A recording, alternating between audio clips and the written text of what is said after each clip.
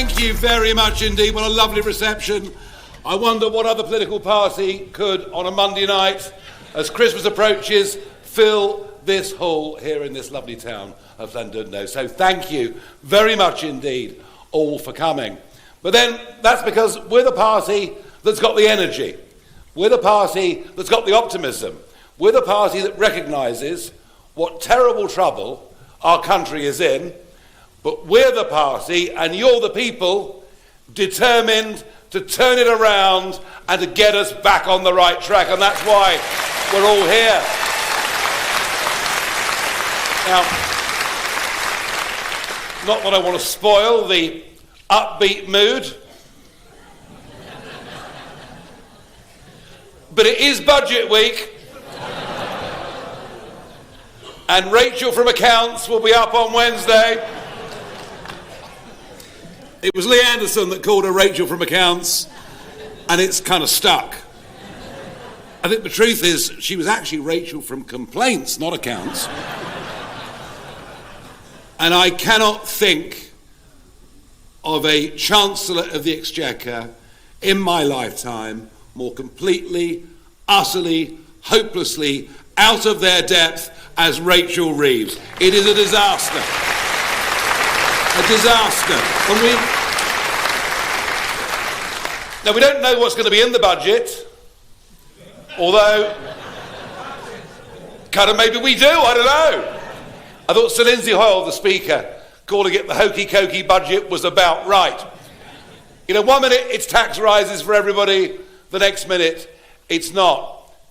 What we do know, what we absolutely do know, is that it will be an attack on people that work hard, an attack on people that do well, an attack on those that have got big houses or money, and actually an attack on the very idea of young people going out into the world and working hard and doing well. And I'll give you an example of this. All through the 1990s, I ran my own business. Now that would automatically disqualify me from the Labour cabinet. Because not one of them has ever run a business or frankly got a clue. Anyway, during the 90s, I ran my own business, and in the good years, I put money aside. I put money aside into my self-invested pension plan. I didn't buy flash cars, didn't take the family off to the West Indies. I put money into that private pension pot. And I did it because I thought, well, I've got to provide for myself as somebody who's self-employed. But I also did it because I believed that if I disappear off the face of the earth, that money will be there for the rest of the family. That's why I did it. But I get a letter this April confirming what I already know, which is from 2027, the money in your pension pot will be subject to inheritance tax. And you know what I thought? Why the hell did I bother? Why the hell did I bother to work hard and save money? I might as well have just spent it all down the pub or whatever. But that's what they're doing, isn't it? That is what they're doing. And because there'll be no cuts to the ballooning welfare bill, those that now go out to work, alarm clock Britain, those that get up and do their jobs, in many cases, are little better off than those who choose not to work. And we have to be the party that's on the side of working people, contributing to society, paying their taxes. Nobody else is on their side. We are the party of Alarm Clock Britain, not Rachel Reeves, and certainly not the Conservatives. And I feel strongly about that. And the other thing we know is that the exodus will continue. Now, we got the figures last week. Last year, 257,000 people left this country. They left because taxes are too high. They left because laws have changed.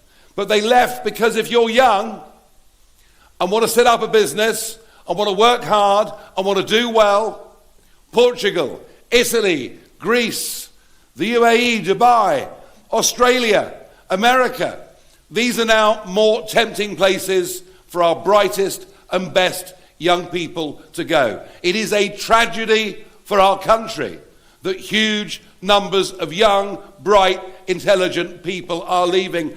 And you know, if our rich people leave, they're also our biggest taxpayers. And if our biggest taxpayers leave, that means that everybody else earning average incomes has to pay more. And no party has got the guts or courage to stand up and say this. It was Jeremy Hunt that launched this attack, that started this exodus, and I fear that after Thursday, this exodus will get bigger. When we're in government, we will make sure that the people who pay the most tax come back to Britain and pay tax into this country, benefiting us and benefiting ordinary workers. And we have to do that, and we must do that, and we've got to get it right. We've got to get it right. Now that's enough said about Rachel Reeves for one day. Some of us have to sit there and watch the whole thing, you know, at very close quarters. Hopefully she won't burst into tears, but maybe the rest of you will burst into tears by the end of the speech. And we have a Prime Minister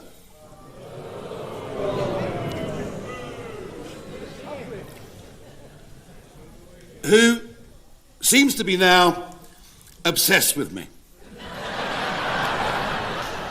Now, not in that way, I promise you. Every Prime Minister's questions, all he can do is hurl abuse.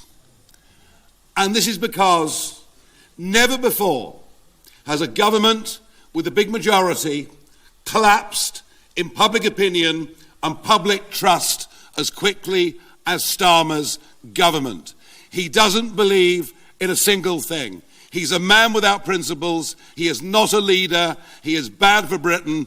But the good news is, he won't be long for the job.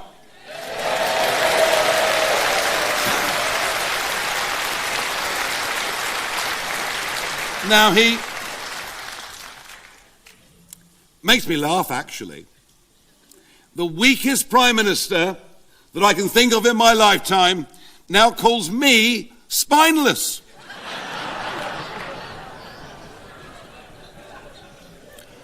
But he does come out with some very serious accusations. He throws the charge of racism at us and at me. Funny, isn't it, according to The Guardian, how some of the people I was at school with 49 years ago seem to have such good memories.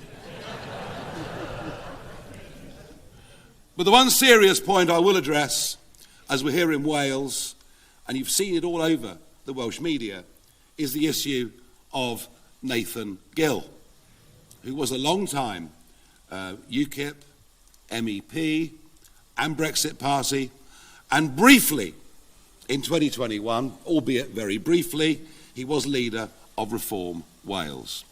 Now, the fact that he has taken money, has taken bribes to ask questions from a Russian influencer is, of course, an absolute and total disgrace, and we disown his actions, and we disown what he's done in every single way. I'm not afraid to stand up and say that, because it is the truth. But you know what? You know what? Being honest is the right approach. But just think about this. Okay, we found somebody who was in the European Parliament for previous parties that was corrupt. That of itself in British politics is not exactly unique. And think about this. This government, one of their MPs has taken £500,000 in payment to his office from somebody that we now know is a Chinese spy. Think of this, that we're about to approve the new mega embassy for China to be built on the site of the old Royal Mint on Tower Hill. Think of those two spies in Parliament, and charges against them suddenly were mysteriously dropped. If I've had a problem with one corrupt individual, we as a country have a problem with a government that appears to be in hock to the Chinese Communist Party, and that is against our national interests and ought to be investigated and brought out into the open.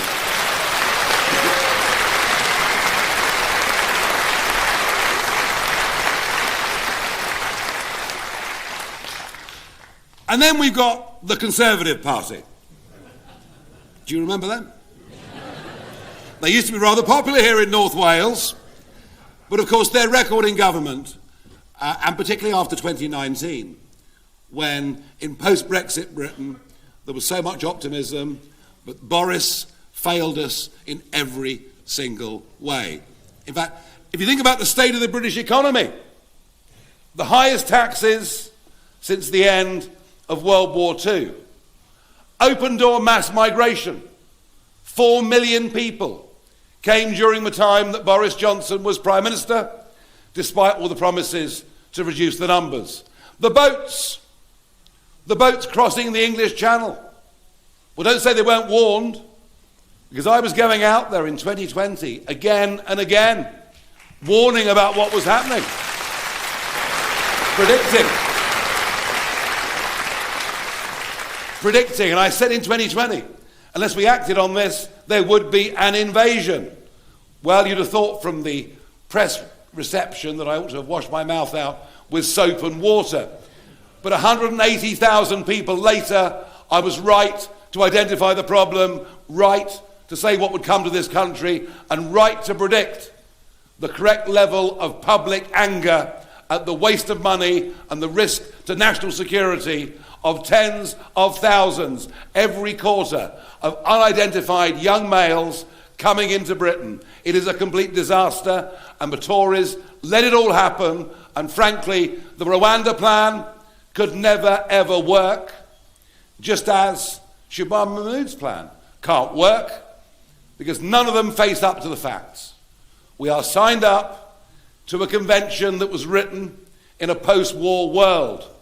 The European Convention on Human Rights might have been well-intentioned 75 years ago, but it now stops us being a proper country, because proper countries control their borders.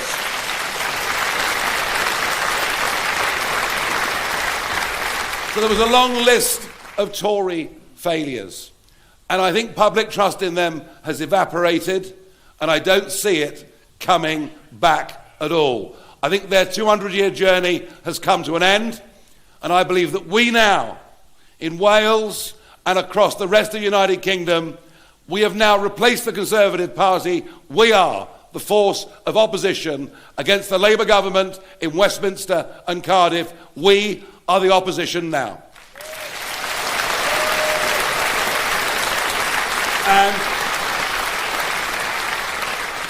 And yet, the Tory chairman last night, Kevin Hollingrake, puts out on social media and compares our supporters, our members, to those who in the 1930s joined the Nazi Party.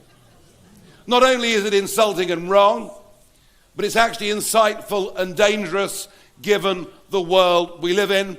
Just think, that's exactly what they were saying about Charlie Kirk in the United States of America. Shame on him. Shame on him. But it all brings me to Wales, where today I've been out meeting with Welsh farmers.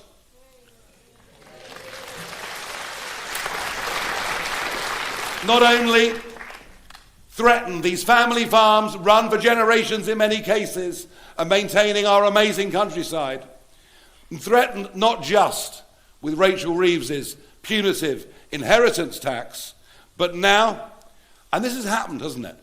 Anything national government can get wrong, The Labour Party in Cardiff can always make worse. And they do it with everything. They do it with everything. So there was a new farming scheme, a new sustainability farming scheme that Welsh farmers are pretty much being strong-armed, nay blackmailed, into signing up to. And it says they have to plant an awful lot of trees, and that should be their priority over food production. Now, I like trees, but I'd rather Welsh farmers got on with doing what they've always done and farmed and produced food for the marketplace.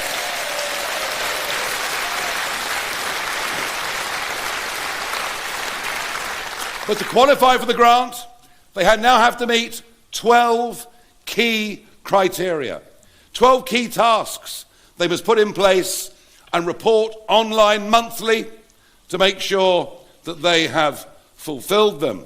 I'll share one or two of the gems with you. They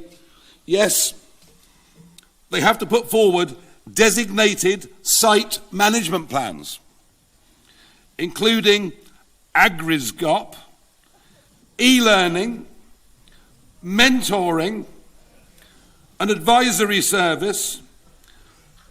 We then go on to accredited training, surgery, e-learning again. Oh, and this one, I love this one. Now, habitat maintenance, all right. Hedgerow management, we're okay with that. Yeah, that's okay. Benchmarking. What in God's name is benchmarking?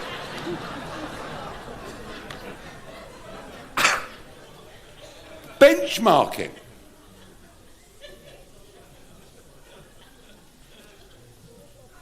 This is utter nonsense. People in Cardiff Bay have no Labour Party, and propped up by Plaid in too many cases, want to put Welsh farmers through a bureaucratic hell and stop them doing what they've always done. And if we win the elections next May, we will get rid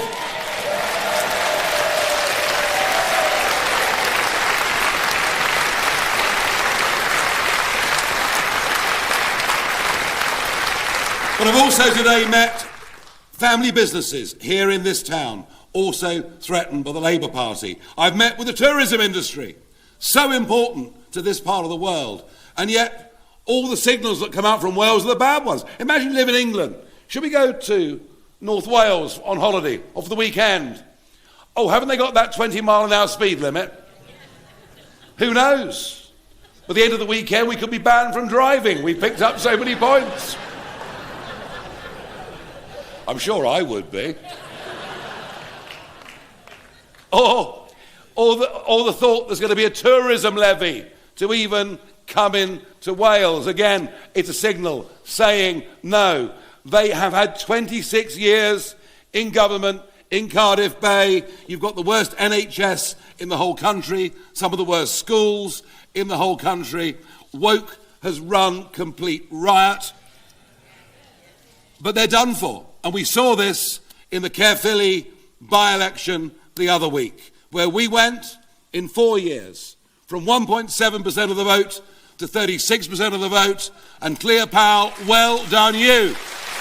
Well done you. He may not have won, but it was a very, very big second and an absolutely massive step forward. And Labour kind of know they're done, because half of their current Senate members have already announced they will not be standing next May. They are running for the hills.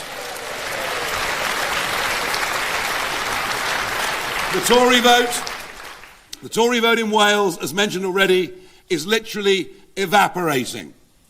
But then, of course, we have Plaid.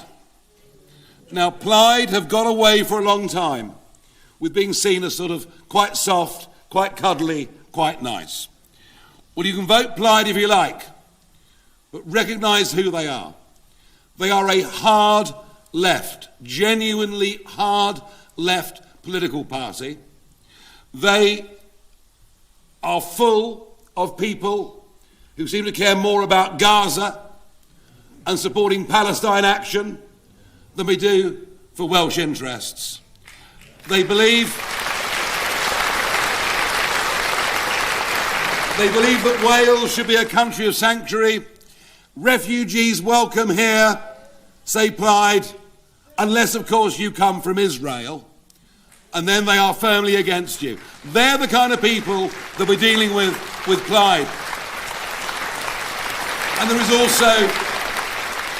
is also a very nasty anti-English streak amongst many of their activists, which frankly is not only unpleasant, but it's self-defeating for Wales. And if they try and pretend next year that they are the party of change, no, they're the party many times over these last few years that has kept Labour propped up in power in Wales. They are the status quo. They represent failure. We are the party of change, and these elections next May will be a two-horse race between us and Plaid. You can either stick with what has done so badly and gone so wrong and move Wales way, way, way to the hard left, or you can vote for us, and we will end the ludicrous 20-mile-per-hour speed limit that is there all over the country. We will end City of Sanctuary and say it's time to put Welsh people first. And we will face a whole mass of problems, and it won't be easy, and we won't be able to do it overnight, but we will be the party of change. And I have every reason to believe we can do phenomenally well next May here in Wales. I'm going to be here one hell of a lot, campaigning with you. It's great to see you here tonight in such numbers. But I need to ask you what you yourselves are prepared to do. Answering a mobile phone might be quite a good thing. I heard one ringing there a moment ago. It's last orders down the local. You better get your... We've had a lot of very good people have already put their names forward to stand in those Senate elections. But it may well be people here in this room of talent, of experience, who haven't yet decided to put their names forward. We are looking for men and women that are determined to be part of the change that Wales needs. We're looking for men and women with experience of life, in whatever it may be, but real people who've had real jobs and got real experience. So I would ask you, all of you, sitting here in this packed hall this evening, please consider whether you want to put yourself forward to stand for those elections. And there'll be, over the course of the next few years, council elections. And you've already seen tonight some of the excellent members of the Senedd and local councillors that we've got here in Wales. The only person I can't convince to stand is David Jones. I can't convince him to stand, but aren't we lucky to have a man of that political experience, that local knowledge here in North Wales, and that integrity. David is our elder statesman, and we're very grateful to have him with us. So please, when local council elections come up over the next few years, consider putting yourselves up, putting yourselves forward. Yes, you'll have to go through vetting processes and all the rest of it, because we've got to be sensible about what we do. But I'd ask all of you, can you each, in your own way, do your bit to help us succeed next May? Can all of you help us deliver leaflets, help us put up posters? Yes? Yes? I'll also put the hat round at some point to help towards campaign. No? We've got a great opportunity here to get behind this campaign. Every single one of you, whatever your age, whatever your level of fitness, every single one of you can make a big contribution towards this campaign next May. So that is my plea to you this evening. Leave here after this event determined to play your part. Get involved with your local branch. Get involved with the local members. Talk to your family and friends. Put leaflets through the door in your streets. Ring people you know who perhaps in many cases don't normally vote but can see the trouble not just the country's in as a whole, but Wales in particular is in. That is my plea to you. I promise I'll do my bit. I promise I'll lead from the front in every way that I can. I want you tonight to promise me that you too will do your bit. Can I hear you loud and clear? Yeah. Can I hear you again, loud and clear? Thank you very much indeed. Thank you. Thank you.